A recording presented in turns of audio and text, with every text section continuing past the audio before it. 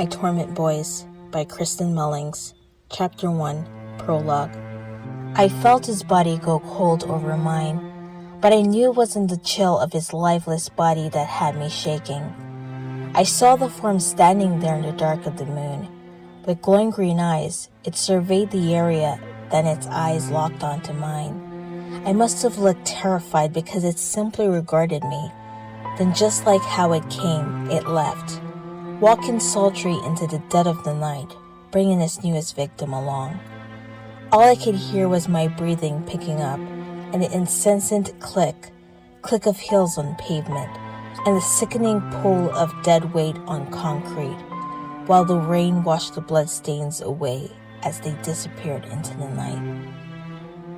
"I feel hungry," she stated out of boredom. "You're always hungry, Tati. When are you not hungry?" I replied while moving my books into my bag. She hopped off the desk and walked slowly towards me as if I were her prey. She sat slowly, almost timidly on the bed, while I continued to pack my textbooks and notebooks into my bag. "What do you eat, Tati? I keep asking you, but you keep avoiding my question with talks of pastries." She knows this is my weakness, but every time she brings it up and carries me out to get it, she never eats anything or looks as if she's interested in anything I had to consume. Tati laughed, snapping me out of my thoughts. "I eat food, silly, just nothing that will interest you," she answered animatedly this time. I sit on the bed beside her.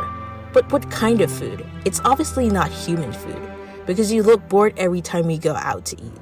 Excuse me, every time we go out and I eat. I eat, no worries, Nirvana.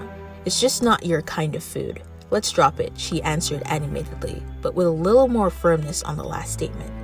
I simply got up and went to my dresser, pulling out underwear and a rag for my shower. "Okay, no problem. I'm just going to shower and get ready for my date tonight." "Staying for dinner?" I asked while walking towards the bathroom. "Of course! Wouldn't miss your sister giving me dirty looks while I pick up my plate and flirt with your brother." I laughed at this and closed the bathroom door. As I stepped into the shower, my mind was racing with all kinds of thoughts. The anticipation about this date was killing me. I smiled to myself as I turned the shower on. The water felt like ice being poured onto my skin. I yelped. The shock of the cold left me bare as the water began to heat up. I remembered that Tati had used my shower before I did. She told me when we first started hanging out she preferred the cold because it calmed her mind. She was great at keeping her information light and to the point. There was no in-between with her, but when I would want to go deeper into her life, she would find a way to evade certain things. Come to think of it, there was a lot of things I did not know about Tati. The thought lingered while I was in the shower. As much as we were close, there was always that distance between us and her past. I never bothered asking her about it anymore because I felt that she never cared to talk about it. There was always this mystery about her, and my brother would highlight it constantly. My brother was infatuated with her, but Tati always felt it at flirtations that drove our big sister crazy. The water began to run cold all over me again, and a slight shiver ran up my spine. I suspect it was my brother showering in his room, taking the hot water with him, which means dinner was over and Tati had left. Sometimes when I would be at the dinner table, then I would observe them with her. She was definitely interested in my brother, Kyle, even though she never gave him the chance he never asked for. I could be wrong. Eventually, I knew my mind was getting the best of me until one last thought came racing in. Did Tati sleep? She sure looked human enough to eat and sleep. Sleep? Sleep? She'd never slept over. Not once.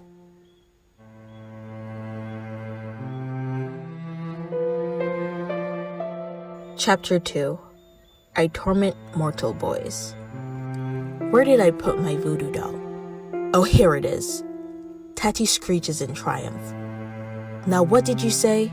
Repeats slowly. The boy swallows in fear of his life. "I wasn't planning on hurting her. Tati looked up from her fiddling with the doll. Her eyes turned a darker, more menacing shade of green. She smiled, a bone-chilling smile. "I'm unconvinced, because you fell right into my trap."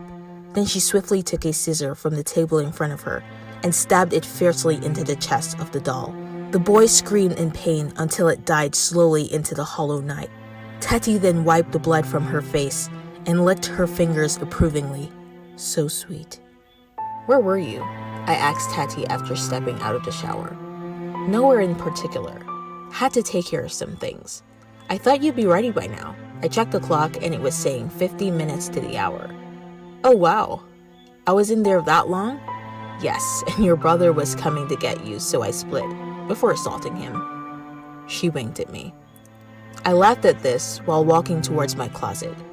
Tati moved towards the door. "I'll see you downstairs. Can't promise I'll keep my hands or feet to myself." I just smiled and shook my head and got dressed. The car pulled up the driveway, humming into the night's air. The announcement of my date. I was so excited that I dashed to the door and peered through the peephole just to check if it was indeed him. "He's here!" I squealed childishly. "Be safe," my sister called out from the kitchen. My brother had left for a bar with some friends right after dinner. "I will," I answered calmly, then turned to Tati, who was regarding me calmly. Too calm, if you ask me, because it looked as if she was staring at me. But when I got closer, I saw that she was staring at the door. Waiting, it seemed. "Are you okay, Tati?" I asked as I waved my hand in front of her face to get her full attention. She was tense, and the only reason I picked that up was because her eyes would crease at the corners now and then. Just like that, she snapped out of it as a knock came to the door. She turned to me with horror in her eyes and whispered something under her breath. I couldn't really make it out, especially since I had walked away to answer the door. I smiled when I saw his face. "You ready?" he asked with a charming smile. "Quite," I replied happily. He took my hand and we exited the house. My smile dropped as I was closing the door behind me and saw that Tati had disappeared once again. I couldn't help but to wonder about the words she whispered. It sounded like, "Don't go," but I wasn't quite sure. The car rode off down the street while I started to worry about Tati and what she uttered. Chapter 3. I Torment Mortal Boys. My date was going lovely, but I couldn't shake the feeling of what Tati said or requested of me. I could feel the hairs on my neck standing the whole night. Every now and then, my date would ask if everything was all right, and I'd give him a reassuring smile. As the night was coming to a close, I saw that there was lightning dancing across the deep bluish purple of the sky, and ominous clouds started to roll in. It was going to rain. I smelt it in the air. The cool breeze calmed my nerves a little. It was time to go home, and I told my date that I wanted to take a little stroll with him in the park. He agreed and told me that he could see that I was a little tense, and maybe the fresh air would do me well. The conversation was light, and my mind was just finally distracted by the nature around us, that I didn't catch what my date said. "Did you hear me?" "What?" I turned to him a little surprised. "I'm sorry, I didn't catch that. Could you repeat that?" He smiled and gestured to somewhere behind me. "Let's have a seat and rest for a while before heading back to the car." I obliged with a smile and a small nod. He took my hand in his and escorted me to a bench. As we sat down, the hairs on my neck stood up again. I felt a bit anxious. "You're shaking, Anya. Take my jacket, please. Your shawl seems to not be working in its entirety." "Thank you." I smiled again. He was always such a gentleman. Thunder clapped at that very moment, which caused me to jump from my space. My date looked at me with worry, and I stared at him before bursting into a fit of laughter. He started to laugh lightly. "I'm fine, really. I'm just slightly on edge from what my friend told me." "What did she tell you to have you so unnerved?" I started to fiddle with my hands. "Just to be careful." I lied with a smile on my face. I felt a cool breeze blowing around us again. This time, I pulled the jacket closer to me. My date put his arms around me, adding to the warmth of his jacket. I rested my cheek on his shoulder as he ran his hand up and down the length of my arm. Then I felt it. A small droplet wet the skin of my cheek. I glanced towards the sky. "Rain," I whispered. "Oh my," I left the umbrella back in the car. "Stay here for me, please? I won't be long. I'll get the umbrella for you." He got up and dashed in the direction of the car. I sat there lost in my thoughts when I felt a hand on my shoulder from behind. I thought my date had returned only to turn and see an unfamiliar man smirking at me. He didn't say any other but to slap me across my cheek. This sent me flying to the ground. I hurriedly tried to get up, but I was knocked to the ground again. I felt the foot on my back and the tears started to prickle my eyes. I tried pushing him off, but he only got down on his knees to turn me around and pin my hands above my head. He began to strip me and I struggled to get him off. He tore my clothes. I screamed and clawed at his hand. He hit me across the face again, drawing blood this time. I could hear the fabric of my body ripping. He placed his hand over my mouth roughly and lowered himself onto my body. It turned from a few droplets to a light rain swiftly. Tears began to rock my body. I could not believe this was happening to me. I could not even face him, as his head was cradled in my neck, as he pulled up the hem of my dress. My eyes wandered to the darkness beside me when I began to lose conscious thoughts. Then I saw glowing green eyes attached to a female figure moving from the darkness. The rain was distorting some of my vision as it started to get heavier. I thought it was human, until I saw pitch black wings attached to the figure's back. It was integrated by the scene in front of it. It moved seductively towards my attacker and I. Before I knew it, one of the wings straightened out into a sharp claw at the tip and stabbed my attacker several times in his back. He never saw it coming. I felt his body go cold over mine.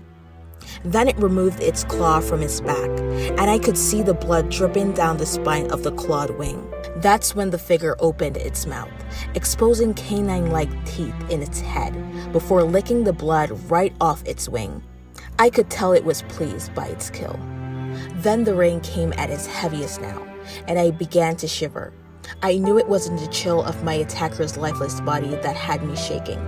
I saw the form standing there in the dark of the moon. Glowing green eyes, it surveyed the area, then its eyes locked onto mine. I must have looked terrified because it simply regarded me. Then just like how it came, it left, walking sultry into the dead of the night, bringing its newest victim along with his tail wrapped around my attacker's legs. All I could hear was my breathing picking up, and the incessant click of heels on pavement, and the sickening pull of dead weight on concrete, while rain washed the blood stains away as they disappeared into the night. My date came running back to me at this time with an umbrella in hand, kneeling beside me, asking me a lot of questions that I could not register. The only thing that was swimming in my mind was the winged beast that looked a whole lot like Tati, before I let out one final scream in his arms and passed out completely.